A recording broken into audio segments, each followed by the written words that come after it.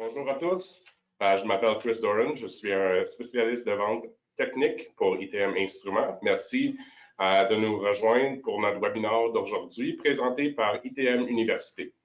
Sujet d'aujourd'hui, c'est le NFPA 70B, la sécurité et la conformité avec Teledyne FLIR. Nous couvrirons une bonne quantité d'informations dans les prochaines 40-45 minutes. Puis nous aurons de temps à la fin de la présentation pour les questions et réponses. Nous vous encourageons à poser des questions tout au long durant la présentation, utilisant simplement la fonction chat ou la fonction questions dans le GoToWebinar. Puis dès que la période de questions et réponses, on va les répondre. ITM Instruments et Teledyne FLIR travaillent en étroite collaboration depuis de nombreuses années. Nous sommes fiers d'être l'un des principaux distributeurs de Teledyne FLIR au Canada. Ceci est un résultat de notre engagement à vous offrir notre expertise en matière de produits, notre service et nos prix compétitifs. Commençons. Le webinaire aujourd'hui est présenté par Manny Elsay, directeur des ventes du district de l'Est du Canada et s'occupe de tous les segments de solutions. Manny travaille chez Teledyne FLIR depuis 2012. Manny, la présentation est à toi. Parfait, merci beaucoup Chris. Alors, merci beaucoup. Bonjour tout le monde, j'espère que vous allez bien. Pour la présentation aujourd'hui, je vais fermer ma caméra pour réduire le risque d'avoir des erreurs de transmission réseau. Mais à la fin, je vais remettre la caméra et on peut faire des discussions si vous avez des questions. Alors, je vais commencer. Je vais fermer la caméra. Parfait. Alors, ce matin, on va vous présenter les normes NFPA 70B et actuellement 70E. On va discuter ces deux normes-là, principalement les 70B pour tout ce qui est relié à l'application, comment ça implique dans la thermographie. Mais les différences entre ces deux normes-là, puis l'équivalent canadien, c'est le CSA Z46221 et le CSA Z463. C'est relié pour la sécurité en milieu de travail, sécurité électrique en milieu de travail. L'autre est comment on fait l'entretien et maintenance des équipements électriques en milieu de travail.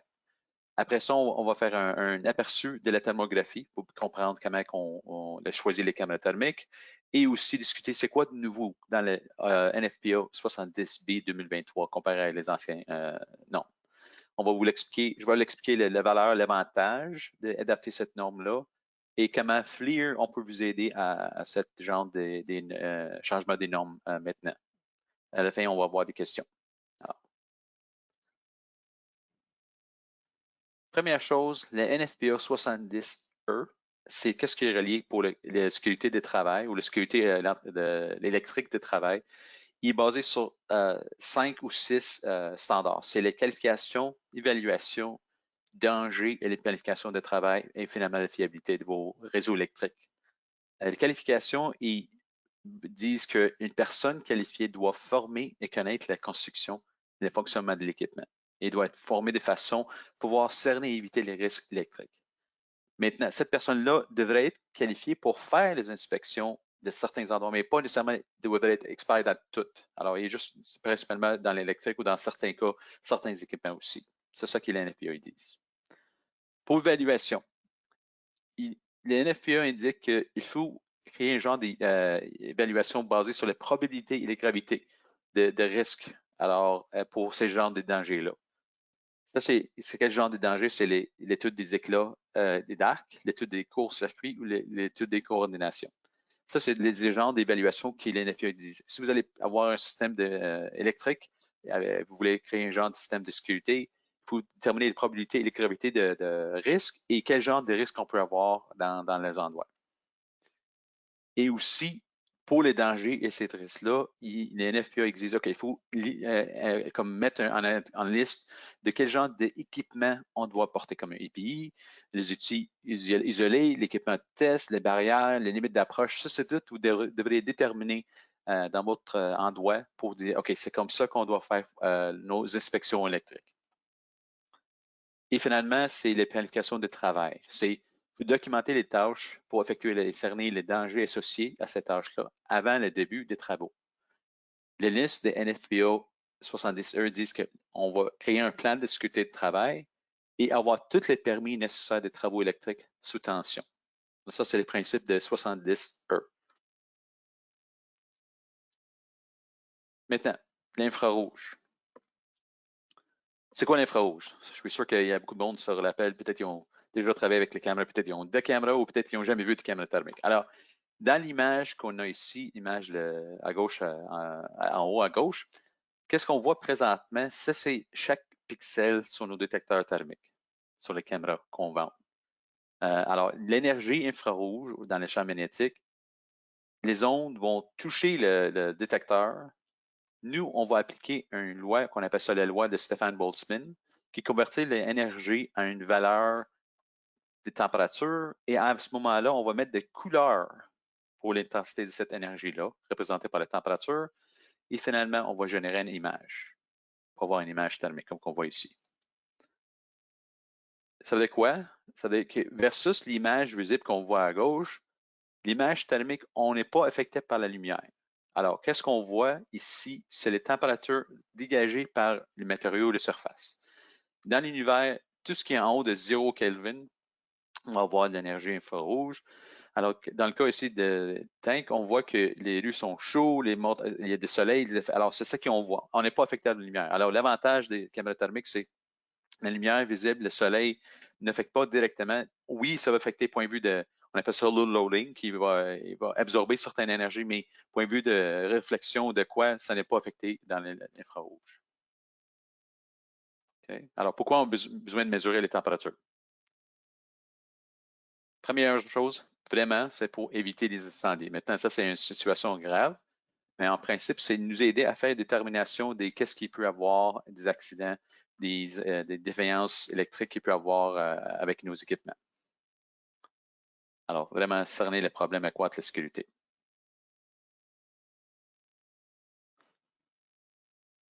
Maintenant, qu'est-ce qui est important?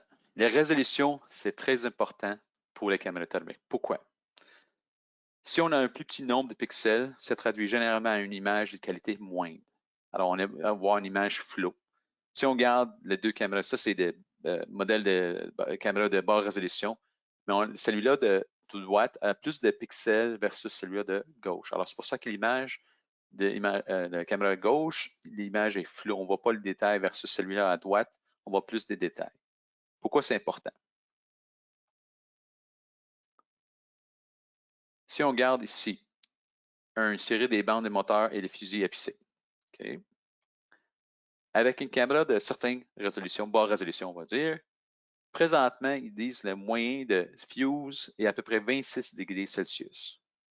Alors, n'oublie pas, ça c'est pour prendre une décision, qu'est-ce qu'on devrait faire. Alors, si la température ambiante, exemple, est 22 degrés ou 25 degrés Celsius, présentement, on voit avec la caméra qu'on a en main, c'est pas tellement chaud, c'est chaud, mais pas beaucoup. Un petit delta entre la température ambiante et la température de l'équipement. Maintenant, si on prend une caméra avec un peu plus de résolution, plus de pixels, là, je commençais d'avoir plus de pixels sur le cible. Là, déjà, on voit qu'il y a une augmentation de température. Là, on est rendu à 37. Alors, on est monté de 24 à 37. 10 degrés de changement. Excuse-moi, 26 à 37, 10 degrés de changement déjà avec une plus de résolution. Alors maintenant, on commence à dire, peut-être, on a quelque chose. Si on continue, n'oublie pas, la température ambiante reste toujours la même. C'est la température, le nombre de pixels qu'on a sur la cible qui va l'affecter la mesure de température. Mais si on prend une autre caméra avec encore plus de pixels, là, on a rendu avec 48,5 degrés, quasiment 50 degrés Celsius.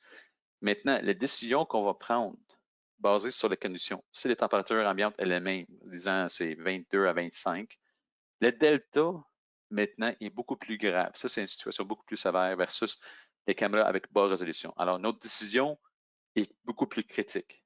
Alors, si vous n'avez pas un bon caméra thermique avec la bonne résolution, avec le bon nombre de pixels sur vos cibles, ça risque d'avoir de mauvaises décisions. C'est ça qu'on dit toujours. Il faut être sûr toujours de choisir la bonne résolution pour vos besoins. Une des questions, on vous demande toujours en fait une qualification de caméra thermique, pour que moi je demande tout le temps à tous les clients. Je dis, c'est quoi le plus petit point ou cible que vous aimeriez mesurer? Un exemple comme un fuse ou fil ou whatever. Et à quelle distance? Ça, c'est important. Si vous me dites, regarde, moi, le maximum de distance, je vais mesurer, ce serait 30 pieds, mais une certaine caméra avec certaines résolutions ça ne fonctionne pas parce que ça va donner une mauvaise valeur de température et à ce moment-là, ça va donner une mauvaise décision. Et le risque, c'est d'avoir des accidents ou des incendies qu'on veut éviter. Maintenant, les éclats d'arc et l'importance des hublots IR. Donc, ça, c'est vraiment une situation d'éclat d'arc qu'on essaie d'éviter. Mais c'est quoi qui est... Oups, pardon, excuse-moi, ça allait trop vite. Qu'est-ce qui cause l'éclat d'arc? C'est le retrait. On ouvre la porte, surcharge ou surchauffe des circuits, câblage mal installé, erreur humaine, équipement endommagé, surfusion, câblage défectueux, animaux et plusieurs autres. Alors, ça, c'est toutes des genres de situations qui peuvent avoir des éclats d'arc ou de arc flash qu'on appelle aussi en anglais. Alors, comment qu'on peut éviter? Quand on fait l'inspection thermique ou inspection des équipements électriques, les NFPA, dans la sécurité électrique, les NFPA E et B, ils disent qu'il faut apporter certains équipements ou matériaux pour faire ce genre d'inspection-là, soit un PPE, un masque, des gants, distance spéciale, tous ces indices-là soient indiqués pour dire, OK, on doit faire l'inspection de cette façon-là en respectant certaines conditions. Ça, c'est juste pour ouvrir le panneau. Mais le risque d'avoir des éclats d'arc ou arc flash est beaucoup plus élevé quand on ouvre le panneau, basé sur ce que j'avais mentionné avant de conditions. Maintenant, pour réduire les risques ou augmenter la sécurité, on fait l'installation des hublots IR. Ça nous permet de pas besoin d'ouvrir la porte des cabinets. Alors, on réduit beaucoup les risques des éclats d'arc. On garde les portes fermées. On peut travailler de façon sécuritaire et on isole nos équipements sous tension.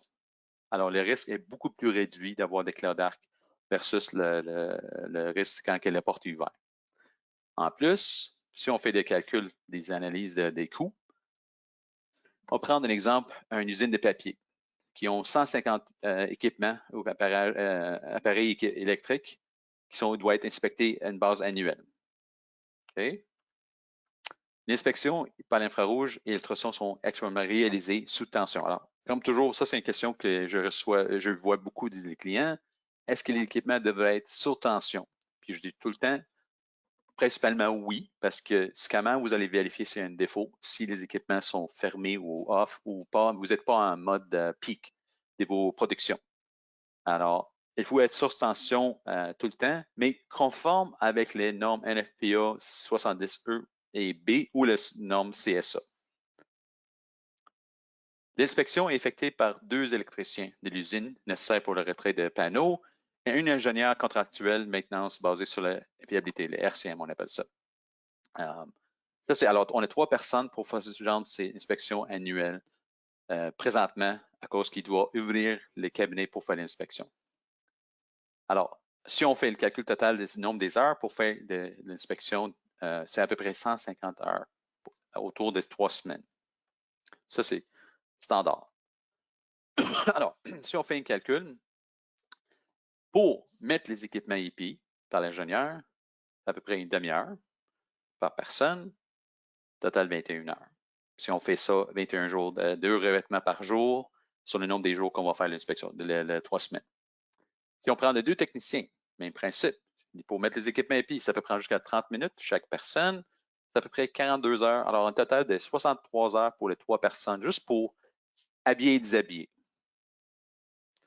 Maintenant, si on calcule le temps pour faire le travail, enlever les portes ou le retrait des couvercles, disant c'est à peu près pour mettre comme le propre équipement, bien aviser tout le monde, c'est à peu près une demi-heure.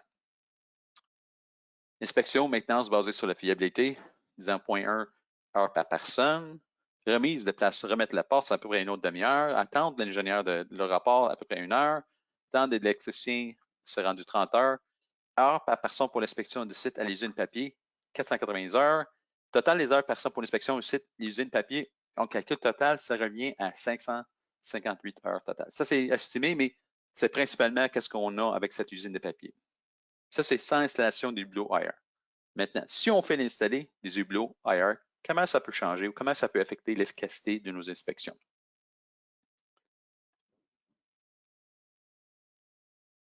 Maintenant, on garde la même situation, puis on voit que avec le retrait, si on installe si on installe des fenêtres infrarouges, ça peut nous aider à avoir jusqu'à 97% d'amélioration d'efficacité de nos travaux. Ça veut dire quoi? Parce que maintenant, on n'a pas besoin d'avoir des équipements EPI ou revêtements EPI. On n'a pas besoin. Alors, le nombre des heures pour habiller et déshabiller, c'est 0. Le retrait, on n'a pas besoin d'ouvrir le retrait de couvre-sol. Alors, il y a 0 temps perdu pour ça. L'inspection maintenance basée sur la fiabilité, ça, c'est toujours parce que oui, il y a un certain temps pour faire l'inspection avec un caméra thermique. On n'a pas le temps perdu pour remise la place des couvre-sol. On n'a pas de temps pour l'ingénieur, pour qu'il voit. On n'a pas de temps d'électricien. C'est vraiment réduit.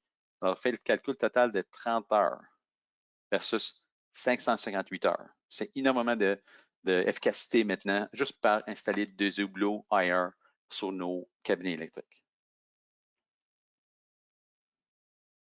Alors, les inspections sont passées de 558 heures, personnes avec une équipe de 3 personnes, à 30 heures, personnes avec un seul inspecteur. Parce que vous n'êtes pas obligé d'avoir 2 électriciens et ingénieurs, c'est une personne peut faire le travail. Cela répond à une économie réelle de 97% des heures personnelles nécessaires pour cette tâche. Avant, c'était comme ça. Maintenant, avec les hublots IR, ça nous permet de faire l'inspection sans équipement, sans le EPI nécessaire de NFPA. Ça prend certaines protections quand même, mais pas nécessairement le nom. Alors, le temps pour d'habiller, déshabiller est réduit quasiment à 0. Les formats qu'on a. Alors, nous, on vous offre 2 types de formats de hublots IR, soit en aluminium ou en stainless, en version rond ou version, je vais l'expliquer tantôt, carré rectangulaire. Le rond sont disponibles en 2 pouces, 3 pouces ou 4 pouces.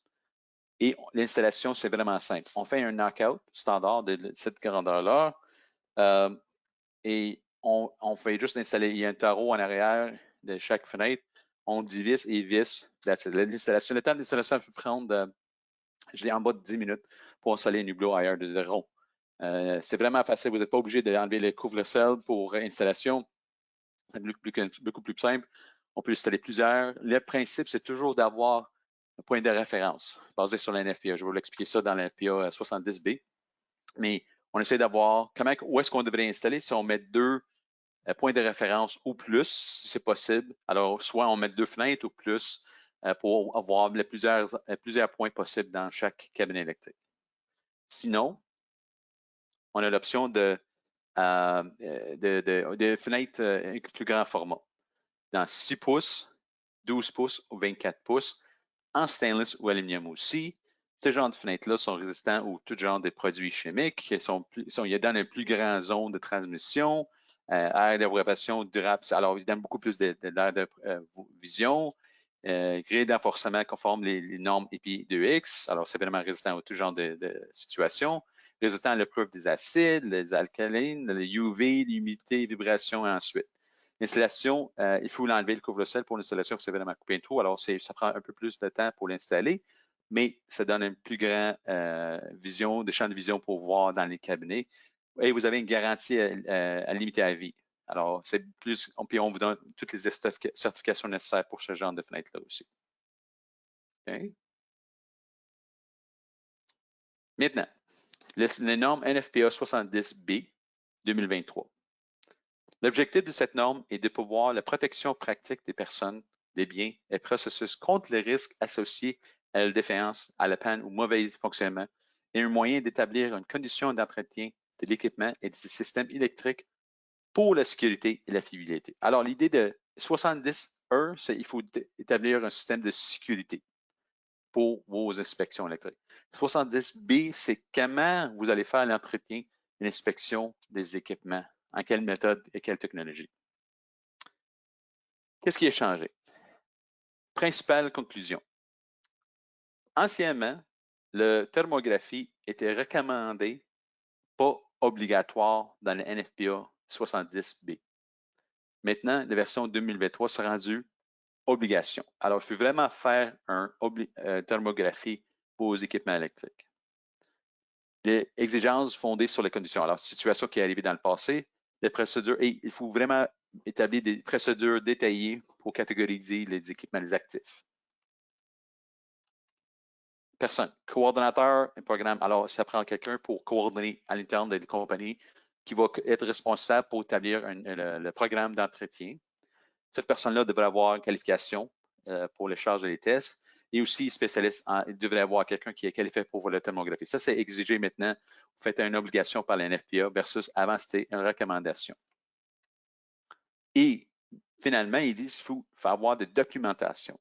Documentation de Delta T, dossier de test, exigence d'étalonnage des outils des tests. Alors, il faut s'assurer que vos équipements sont tous bien calibrés et vous avez les bons certificats de calibration avec vos équipements.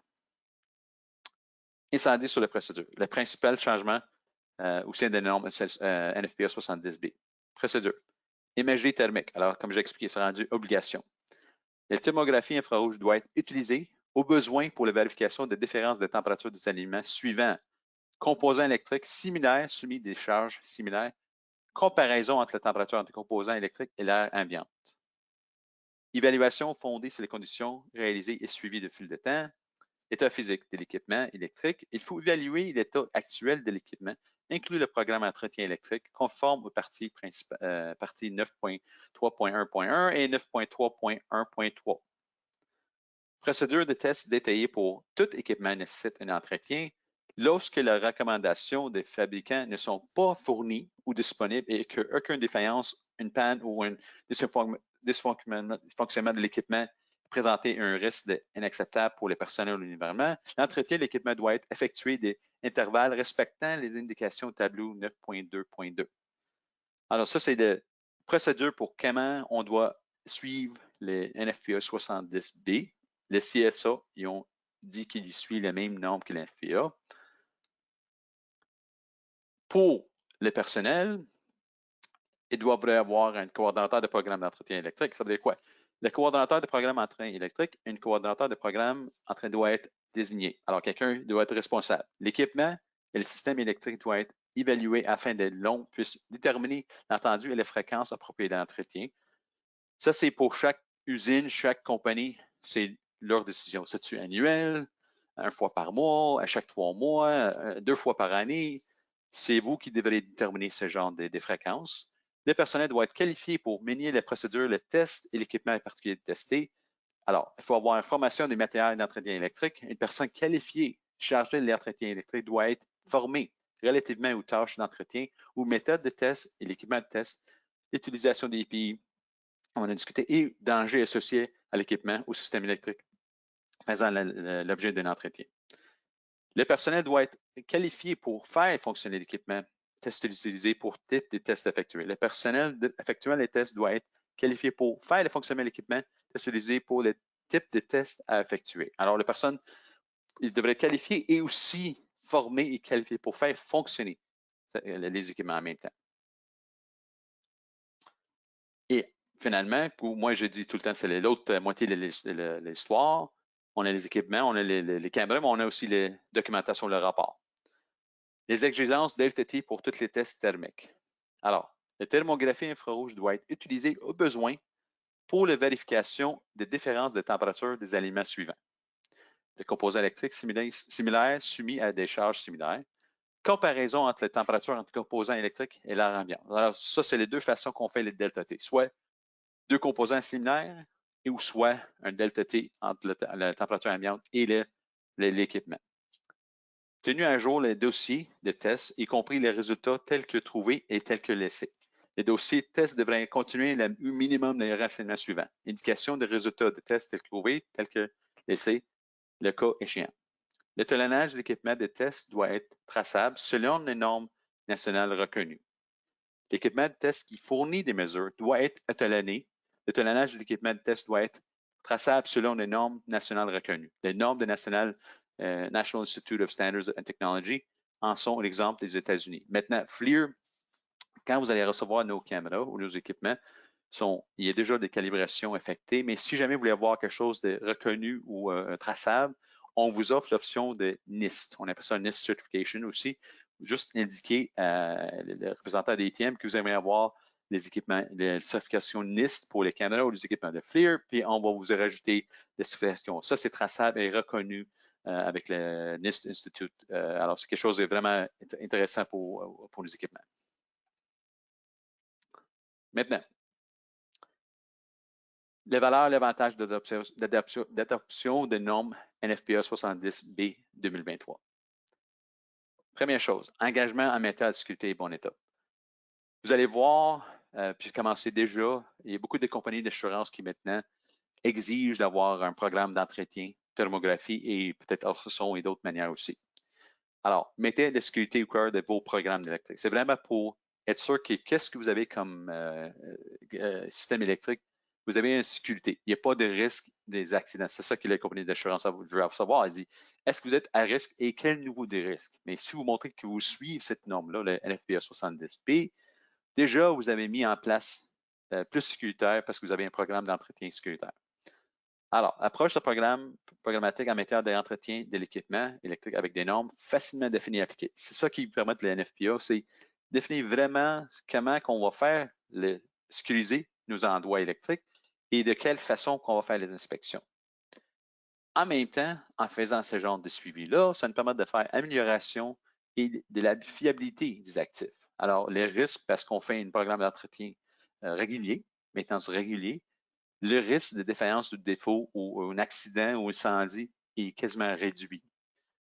C'est ce qui est très important. Puis c'est sûr, pour l'assurance, ça réduit vos primes d'assurance parce que vous êtes en train de montrer que, c'est comme si je m'en vais au docteur, si je ne fais pas un suivi annuel avec un docteur pour voir ma condition physique, je suis à risque d'avoir des maladies. Mais si on fait de fréquence régulière, s'il y a de quoi, au moins mon docteur peut m'aviser de garde. Il faut faire attention à telle chose pour être sûr que vous êtes en bonne condition physique dans le futur. C'est le même principe pour nos actifs, les équipements électriques.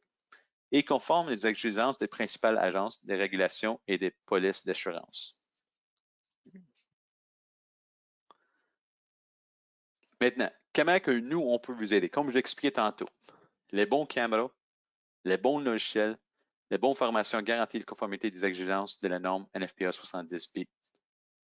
Caméra. Alors, nous sommes le leader ou le chef dans le monde pour les caméras thermiques. On a toujours des choix de caméras pour toujours des applications. Comme j'ai expliqué, le principe important, c'est choisir les bons caméras à résolution. Et ça, c'est quelque chose que nous, on peut vous aider à choisir. On va vous demander quelques petites questions et à la fin, vous basez sur vos besoins, vos applications, vos endroits. Voici qu'est-ce qu'on vous recommande comme modèle de caméra. Ça, c'est qu'est-ce que les représentants d'ITM vont être capables. Les représentants d'ITM sont tous très bons qualifiés. Ils sont tous au moins niveau 2 ou niveau 3. Ils sont capables de vous vraiment guider dans la bonne direction pour choisir une bonne caméra thermique. Deuxième partie, c'est le logiciel.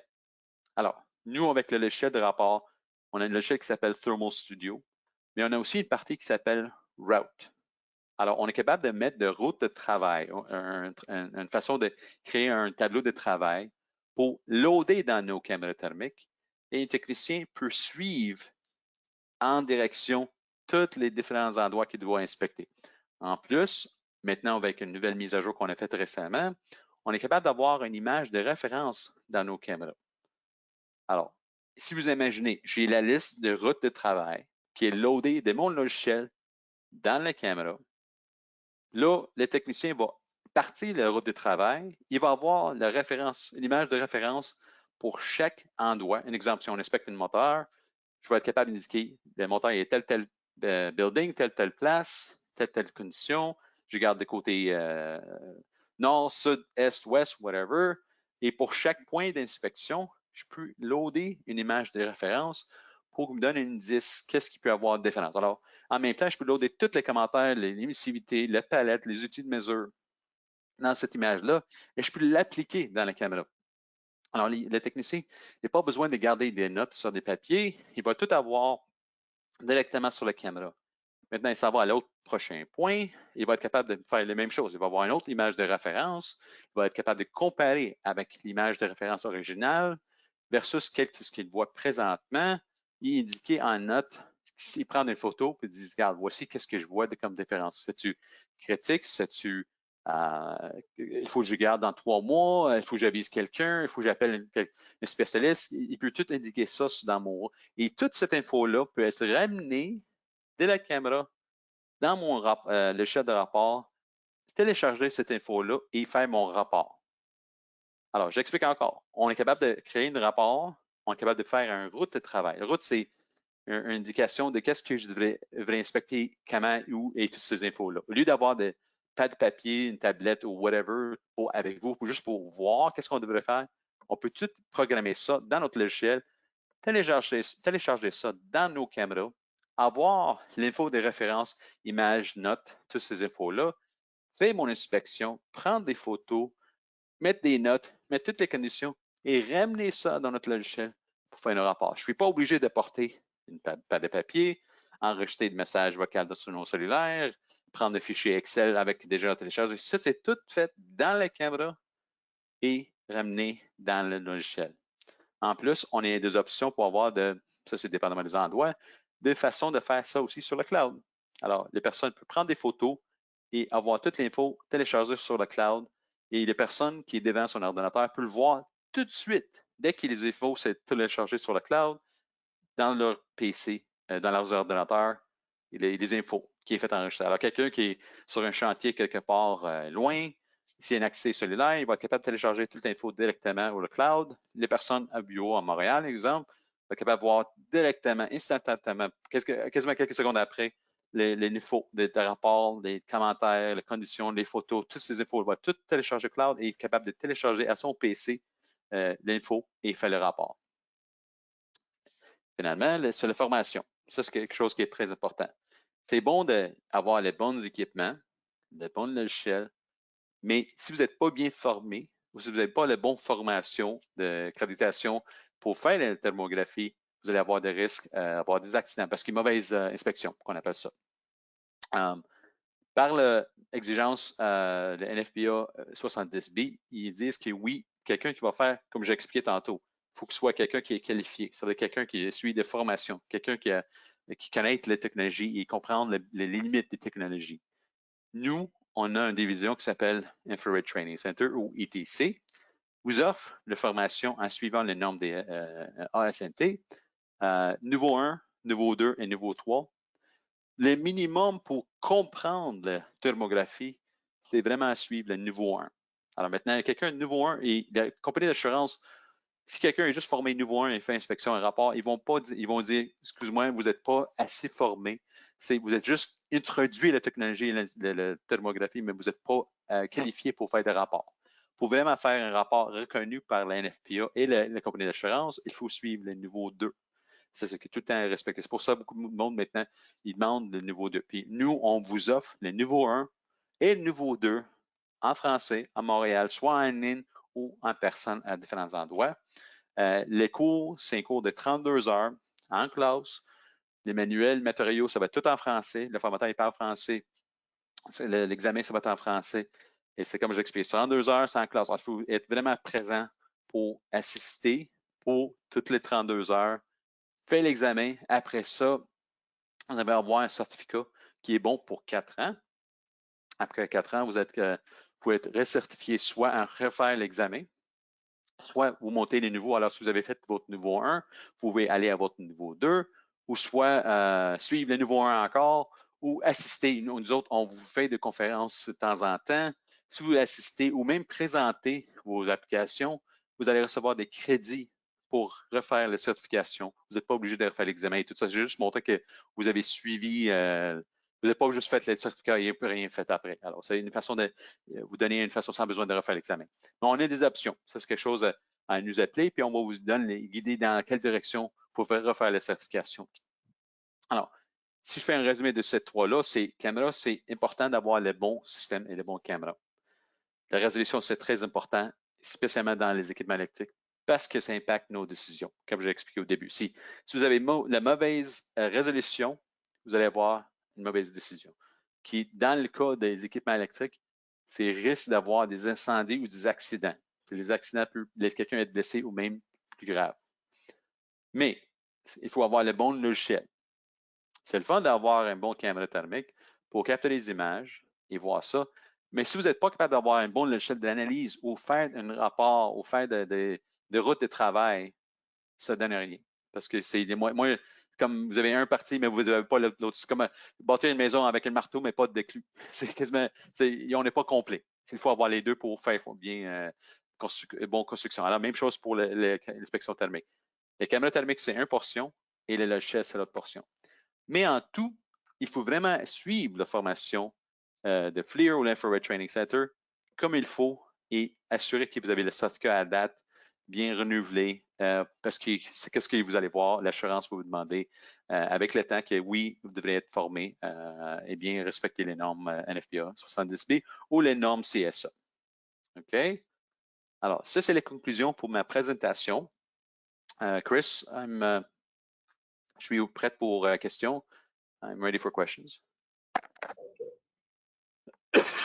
Donc, avant de commencer, merci Manny pour la présentation. Beaucoup d'informations, on a parlé, puis je suis certain qu'on devrait avoir au moins des questions durant la période. Il nous reste une vingtaine de minutes, donc il y en a le temps de profiter d'avoir un expert comme Manny avec nous aujourd'hui pour répondre à toutes vos questions. Juste un petit point, Chris, oui, je ne suis pas expert dans l'NFPA. Actuellement, j'ai mon expert avec moi, M. John Gold. Il est sur l'appel avec moi. John, il parle juste en anglais. Alors, s'il y a des questions, je ne suis pas capable de répondre, je vais faire la traduction et lui va aller retour entre les deux. John, nice. I just wanted to mention your name as we're talking. So, Chris, any questions? Est-ce qu'il y a des questions? OK. Juste avant qu'on commence avec des questions, un petit rappel que si vous avez des questions pour des produits spécifiques, un caméra qu'on a parlé aujourd'hui, des fenêtres infrarouges, n'importe quoi, nous vous invitions d'aller directement sur notre site web itm.com/fr pour la version française.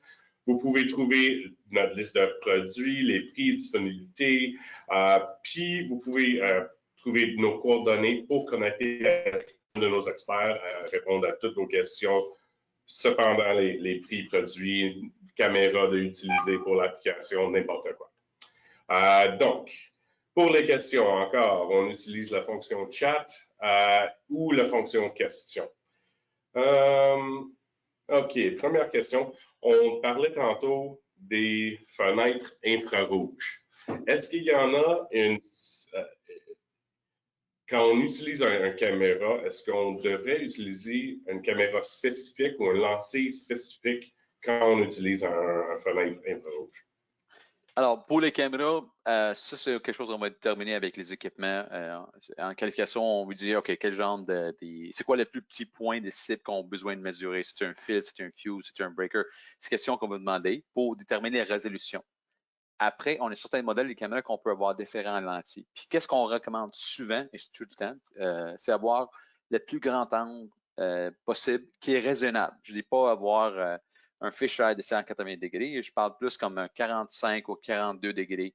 Pourquoi? Parce que quand on met la caméra sur une fenêtre, ça me donne un plus grand angle pour voir le plus possible. Ce n'est pas obligatoire, c'est recommandé. Pourquoi? Sinon, vous allez faire beaucoup de balayage, d'essayer de voir les équipements. Puis comme j'expliquais au début dans le NFPA, essayez toujours d'avoir 2 points de référence, des comparaisons quand on fait une inspection. Alors, si on a si on a une banque de 3 phases, on va voir les 2 phases ensemble pour comparer un avec l'autre comme AB et BC.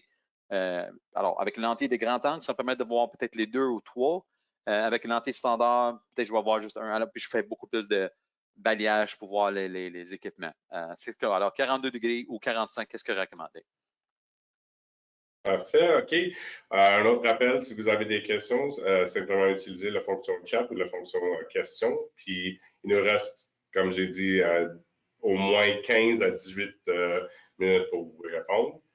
OK. En parlant du formation, on a dit le minimum, c'est un niveau 1 pour faire de thermographie. Quand on parle de reportage, est-ce qu'il y en a une recommandation ou un niveau recommandé pour faire les reportages ou comparer de faire la thermographie lui-même?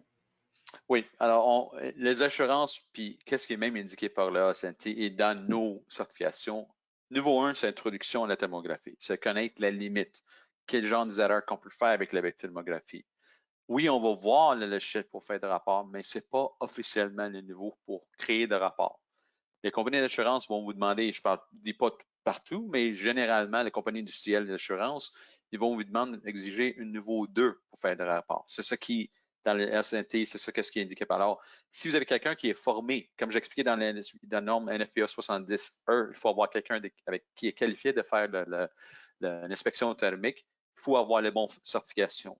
Si l'assurance, puis si cette personne-là n'est pas bien certifiée, elle fait un rapport, elle donne ça à une assurance, puis ils vont demander la certification, puis ils montrent qu'il est niveau 1, ils vont dire, ça se peut, je ne dis pas toutes les compagnies, mais il y a une possibilité que certaines compagnies vont dire, regarde, on n'accepte pas votre rapport, ce n'est pas conforme, vous n'êtes pas formé comme il faut aller suivre le niveau 2 pour être certifié de faire. Ça, c'est important à vérifier. Comme je dis, l'important de deux normes 70E et B, c'est, première chose, c'est établir un programme de sécurité en suivant certains critères de la norme NFPA 70E. Et après ça, le B, c'est comment qu'on va faire l'inspection. Et c'est comme ça qu'on termine. Alors, niveau 2, c'est vraiment qu'est-ce qui est recommandé par l'industrie. Parfait. Encore un petit rappel, utiliser la fonction chat ou question pour poser toutes vos questions. Encore, il nous reste beaucoup de temps, mais si on termine, puis on a comment on dit en anglais, un light bulb moment après, puis vous avez une question après, visitez notre site web itm.com/fr pour la version française pour trouver nos coordonnées. Tu peux nous joindre par téléphone, courriel, live chat même. Donc, s'il vous plaît, nous connecter avec nous autres. Alors, j'ai une question pour les personnes qui sont assistées à la présentation. Est-ce qu'il y a quelqu'un présentement qui suit ou est en train de regarder suivre les normes NFPA ou le CSA à l'origine? Si quelqu'un juste peut répondre dans le chat, oui, mais c'est-tu à cause de décision interne? C'est-tu exigé par assurance? C'est juste savoir qui, comment, pourquoi vous suivez ça. Parce qu'on voit, en US, ça a commencé beaucoup. J'ai entendu déjà certaines compagnies ici au Canada, dans la région, qui commencent à suivre. Mais j'aimerais savoir, est-ce qu'il y a at large, est-ce qu'il y a beaucoup plus de monde qui sont en train de regarder ça? Donc, on a une réponse de la question de Manny. Donne-moi juste 2 secondes là-dessus. Donc, réponse de côté Patrick. Oui, en cours depuis 2019. Louis-André à toutes les inspections. OK, on a beaucoup de réponses de cette question-là. C'est parfait. Je voulais juste poser une question. On était ici. OK, oui. Donc, quand on parle, on a parlé des fréquences pour faire les inspections. Donc, avec la fréquence de l'extraction, est-ce qu'il y en a une fréquence standard pour l'étalonnage des caméras? Oh, l'étalonnage, OK, ça, c'est une bonne question. Alors, nous, honnêtement, non. Il n'y a pas vraiment une fréquence standard. FLIR suggère une fois par année, que c'est juste parce qu'il y a un standard en général. Mais si vos normes, assurances, vos standards, votre industrie exigent qu'ils doivent respecter telle fréquence, vous respectez cette fréquence-là. Un exemple, on a des clients en Ontario, le centre nucléaire. Les autres, leurs exigences et normes, c'est à chaque 3 mois. Alors, imaginez, à chaque 3 mois, elles devraient retourner les caméras thermiques pour faire récalibrer l'étalonnage.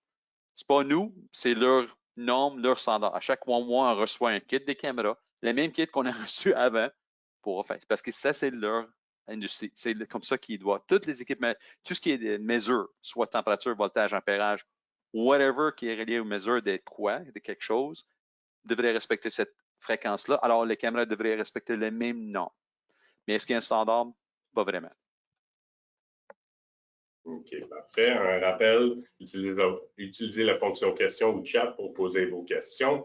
Quelle est votre question au cours des formations? Toutes les cours de ITC et les formations de thermographie sont sur notre site web itm.com. La subdivision, c'est formation. Vous pouvez trouver des cours, des prochains cours en ligne, en personne, n'importe quoi, anglais, français, toutes sont là. Donc, vous pouvez aller directement sur notre site web, vous pouvez enregistrer directement de notre site web pour les formations niveau 1, 2, etc. Quand on parle, Manny, de les niveaux 1 et 2, est-ce qu'il y en a une période de temps pour prendre niveau 1 jusqu'à niveau 2? Oui, ça, c'est une bonne question. En temps normal, général, c'est 6 mois, mais c'est arrivé déjà qu'ils montent en dedans de 6 mois. Ils ont comme monté niveau 2. Alors, si vous avez le temps, l'argent, vous êtes capable de comprendre et passer l'examen, oui. Peut-être pas nécessairement une semaine après l'autre. On vous demande quand même de suivre certains temps pour apprendre et bien connaître la formation. Mais en général, on se gère 6 mois de temps, mais il n'y a pas, on n'est pas nécessairement strict à ce niveau-là. S'il y a un niveau 2, si vous faites votre niveau 1 au mois de novembre, il y a un niveau 2 au mois de janvier ou février, souvent, on va vous laisser suivre. Mais il faut passer l'examen. Si jamais vous faites échouer l'examen, on vous donne un deuxième essai. On est quand même, mais après, je pense, après le deuxième essai, il faut repayer ou refaire le suivi de la formation au complet. Parfait. Donc, il nous reste à peu près 8 à 10 minutes pour les questions. Il nous reste beaucoup de questions à poser. Donc, merci en avance. Puis encore, continuez d'utiliser la fonction chat. Une question, est-ce qu'il y en a une couleur spécifique quand on utilise une caméra thermique? Une couleur spécifique qui nous détermine, oui, il y en a un problème ou non, il n'y a pas un problème? C'est une très bonne question. Alors, dans la thermographie ou dans l'infrarouge, il n'y a pas de couleur. C'est nous qui avons programmé des couleurs, des palettes de couleurs. Puis anciennement, les années 60, les caméras thermiques ont été toutes noires et blancs, comme un TV black and white. Il n'y avait pas de couleur. Avec les années, on a rajouté des palettes de couleurs. Est-ce qu'il y a une préférence? Non. Mais une recommandation, ça c'est de quelqu'un de FLIR, puis des années d'expérience. Si vous allez faire un focus mise au point, pour être bien sûr qu'il y ait quand même, vous avez de focus mise au point motorisé, mais quand même, pour bien voir si tout est clair, mettez-les dans la palette noir et blanc, juste pour voir, mais vous pouvez les switcher après dans n'importe quelle palette. Alors, une chose que vous allez apprendre dans la thermographie niveau 1, la formation niveau 1, il y a 3 choses qu'on peut pas, ou le concept Ford, on appelle ça, c'est Focus, Range and Distance. Alors, si vous n'êtes pas à bon mise au point, pas à bon focus, le logiciel, la caméra, ne peut pas les corriger les photos après. Le range, si vous n'êtes pas dans le bon plage de température, parce que certaines caméras sont capables de mesurer jusqu'à 1000 degrés C, mais pas tout d'un shot. Il ne peut pas aller de ambient à 1000 d'un shot. Il faut changer la plage de température. Un exemple, moins 20 à 150, 100 à 650 et 500 à 1000 degrés. Un exemple comme ça. Si vous n'êtes pas dans le bon plage de température et vous prenez une image et des températures affichées, il va marquer en haut ou en bas certaines valeurs, le logiciel, les caméras ne sont pas capables de corriger après les photos. Il faut refaire les photos. Alors ça, c'est le point de vue de range. Distance, il faut avoir le bon nombre de pixels. Si vous n'avez pas la bonne résolution ou vous n'étiez pas à la bonne distance pour avoir une bonne précision de mesure de température, encore là, la caméra ni le logiciel peut corriger. Mais palette, émissivité, toutes les autres valeurs, les outils de mesure de température, tout ça, on peut tout les manipuler après. Vous n'êtes pas poigné avec, qu'est-ce que vous avez fait au début, vous pouvez toujours le changer. C'est juste le focus, range et distance qu'on ne peut pas le changer. Pour point de vue de palette, c'est votre choix. Il n'y a pas de standard. Je ne pourrais pas vous dire parce qu'honnêtement, j'en ai vu tout ça. Il n'y a pas un standard qui dise. Si vous avez peut-être des normes, peut-être l'assurance va vous dire on aimerait avoir telle palette de couleurs. Nous autres, on a tellement de différentes palettes de couleurs. Nos logiciels, vous avez plus des palettes de couleurs. Vous n'êtes pas limité jusqu'à ce qu'il y a dans la caméra. Alors, pas vraiment. Il n'y a pas une réponse standard pour ça. Juste un petit point. Le centre de service. Alors, ITM, c'est nos plus grands partenaires au Canada. Si vous n'avez jamais besoin d'étalonnage de nos caméras, tout ça, communiquer avec eux. Ils vont communiquer avec mon centre de service qui est à Toronto. Ils vont vous aider à faire la transition et le transfert et n'importe quoi pour faire s'en occuper faire l'étalonnage de vos équipements. C'est parfait, oui. Donc, prochaine question. Des fenêtres hier. Est-ce qu'il affecte les caractéristiques du cabinet des fabricants? quand on utilise un punch hole ou n'importe quoi. Oui, mais je demandé le CSA. Ça, c'est des années, j'ai eu un appel, je parlais avec eux directement. C'est ça qu'ils m'ont dit. Elle dit, est-ce que ça va affecter la certification des cabinets? Ils disent oui, mais ils disent si quelqu'un peut garantir qu'ils vont suivre vos directions de manufacture à la pointe. Alors, quand vous allez installer une Hublot hier, on vous donne l'explication dans le manuel, comment l'installer, tout ça. Et s'ils sont capables de dire oui, on a respecté exactement tous les points, exactement comme Fleer avait indiqué dans le manuel, théoriquement, parce que le Hublot, les fenêtres sont déjà certifiées CSA, vous n'êtes pas obligé de refaire la certification. Mais il dit, est-ce que Fleer sont capables de garantir ça ou est-ce que les personnes qui font l'installation sont capables de garantir ça? C'est ça qu'il me dit. Alors, je dis, OK. Il dit, c'est juste ça que je peux vous dire. Il ne voulait pas comme expand. Il dit, c'est ça la réponse officielle des CSA. Si vous êtes capable de dire, oui, on a suivi exactement les étapes détaillées de Fleer pour l'installation, tout est beau parce que c'est déjà approuvé. Les fenêtres sont toutes approuvées CSA. Alors, on enlève portion au TSA, on le met au CSA. C'est correct. Mais qui est capable de garantir ça? Bonne question, bonne réponse. Prochaine question de Nadia. Concernant un niveau 3 en français, Nadia, je vais vous conseiller de nous contacter directement par courriel, chat ou téléphone, puis on peut vous répondre directement en parlant avec Fleer puis les instructeurs de ITC pour offrir un niveau 3 en français.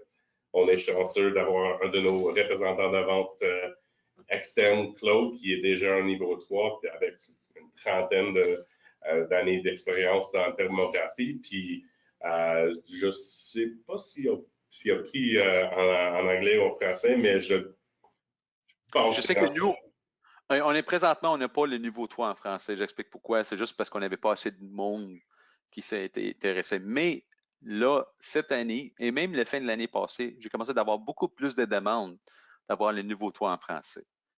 Notre nouvelle personne qui s'en occupe du centre infrarouge est ici pour le Canada.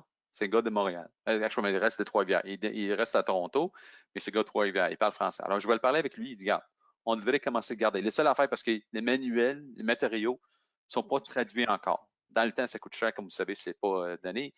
Il faut avoir assez si on est capable de remplir une classe, ou je ne sais pas c'est quoi le nombre, il s'appelle Guillaume, il faut que je parle avec lui. Il dit, regarde, ça prend tel nombre de personnes intéressées. Si on a tel nombre, on va aller investir dans le coup de faire la traduction, blablabla, tous les matériaux. Le formateur est capable de faire la formation en français, ça, c'est pas de problème. C'est juste les matériaux pour être soit prêts pour faire la formation. Non, c'est vrai. Donc, il nous reste un couple de minutes. Il nous reste à peu près 3 questions. Donc, si possible, on va les répondre vite. Maxime, concernant vos questions d'être niveau 1 puis expérié, je vais juste relire un terme, il y a plus de 4 ans. Donc, encore, pour toi, Maxime, contacte-nous directement. On va parler des étapes de renouveler votre qualification de niveau 1, si possible. Puis, encore, on peut parler à Manny ou à quelqu'un à ITC pour confirmer tous les détails. Je sais qu'une des questions à la fin de niveau 1, c'est comment suivre les étapes pour renouveler votre qualification. Donc, on a des réponses là-dessus, aucun problème là-dessus. OK, Patrick, il y en a une question. Pour une bonne lecture sur matériaux très brillantes, ou mets-tu du tape électrique ou peinture noire, quelque chose comme ça, je vais laisser comme ça pour ne pas répondre aux questions, même. OK. Alors, je reçois ces questions-là parce que l'équipement électrique, il y a beaucoup de matériaux de surface qui sont illustrés. Malheureusement, c'est parce que c'est métallique. Right? Ça arrive tout le temps. Alors, une première question que je demande toujours à tout le monde, est-ce que les mesures de température de la pointe, c'est important ou c'est le delta qui est important? Si on compare, c'est pas très important si je suis pas exactement précis les mesures. Je suis à peu près. Mais si savoir les températures exactes de ces cibles-là, oui, il faut peinturer et mettre de tape quelque chose pour augmenter l'émissivité. En suivant la formation niveau 1, ils vont vous l'expliquer des façons de comment calculer l'émissivité, comment éviter les erreurs de réflexion et comment qu'on peut réduire ou augmenter l'émissivité pour être capable d'avoir un bon lecteur, ou au moins plus proche possible des vraies températures. Il n'y a rien qui mesure la température absolue, mais plus proche. C'est ça qu'on essaie de faire. Alors, c'est des trucs. Il n'y a pas vraiment, c'est avec le temps, c'est des fois, certains endroits, c'est pas nécessairement ce point-là, je mesure la température, je prends la température de tel point parce que c'est logique. Si je sais cette température-là ici, l'autre à côté qui est attaché ou dans la même connexion devrait être proche de cette température. C'est comme ça qu'on fait la mesure de thermographie. C'est parfait. OK, donc, il nous reste une question, je vais juste voir ici, puis on veut respecter le temps de tout le monde. Oui, Cathy, il y en a va avoir un enregistrement du webinaire disponible sur notre site web. Donne-nous à peu près une semaine. Puis tout va être dans la section formation sur itm.com pour trouver enregistrement. Puis, OK. Est-ce qu'il existe-t-il des précisions sur les types d'équipements pour lesquels les inspections thermographiques doivent être faites? Par exemple, est-ce seulement applicable aux panneaux de centre de distribution ou on va jusqu'au niveau des sectionnaires locaux? Peut-être on peut poser un peu différemment. Cathy, peut-être on peut connecter directement pour savoir exactement la question que vous posez. Ouais, je comprends pas la question aussi, cette précision, ça, j'ai pas compris qu'est-ce que. Oui, peut-être, mais de mon compréhension, est-ce qu'avec la thermographie, est-ce qu'on peut utiliser des autres instruments avec l'inspection, comme on va utiliser un panneau? Est-ce qu'on peut utiliser la thermographie avec un ampèremètre ou quelque chose comme ça, puis utiliser les données ou les valeurs ensemble? Alors, si on fait une inspection des panneaux électriques avec des phases, un exemple, oui, c'est toujours recommandé d'ajouter un ampèremètre pour vérifier l'ampérage ou le voltage de votre circuit. Pourquoi? N'oublie pas, la température, c'est un indice, mais pour confirmer, c'est comme on voit une température élevée versus un autre point ou une delta T ambiante. Mais pourquoi? C'est-tu le courant? Il y a vraiment quelque chose, c'est une réflexion, c'est confirmer qu'est-ce qu'on voit.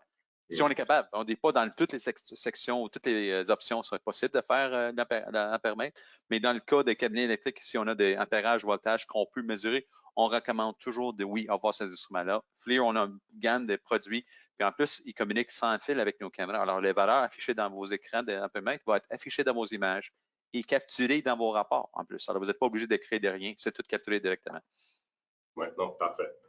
Donc, on va respecter tout le monde et votre temps. On a jusqu'à midi. Donc, merci encore, Manny, pour être là, pour répondre à toutes les questions. Si on n'a pas eu la chance de répondre à votre question spécifiquement, un de nos équipes d'experts va vous contacter directement après ce webinaire. Donc, au nom de ITM Université, nous vous remercions d'avoir assisté à notre webinaire aujourd'hui. Nous espérons que vous l'avez trouvé instructif et utile. Nous sommes disponibles pour vous aider de quelque manière que ce soit. Visitez notre site web itm.com pour tout ce que vous avez besoin, y compris nos coordonnées, produits, liste de prix, disponibilité, n'importe quoi, fichiers techniques, n'importe quoi. À la fin de ce webinaire, nous avons un très court sondage que nous aimerions que vous remplissiez. Vos commentaires nous aideront à nous améliorer et nous permettront à vous apporter les sujets que vous intéressent. Nous avons des webinaires à venir dans les prochaines semaines et des mois. Visitez notre site web encore, la section formation pour trouver les dates à venir. Puis, n'oubliez pas qu'en guise de remercier tout le monde pour votre participation aujourd'hui, votre nom sera inscrit au tirage pour gagner 100 $ pour votre prochaine commande en ligne. Le gagnant sera annoncé à nos canaux de médias sociaux. Donc, assurez-vous de nous consulter là-bas. Encore un gros merci à Manny et à vous autres pour assister à notre webinaire aujourd'hui. Puis, on vous souhaite une très bonne journée. Merci beaucoup tout le monde. Merci. Passez bonne journée.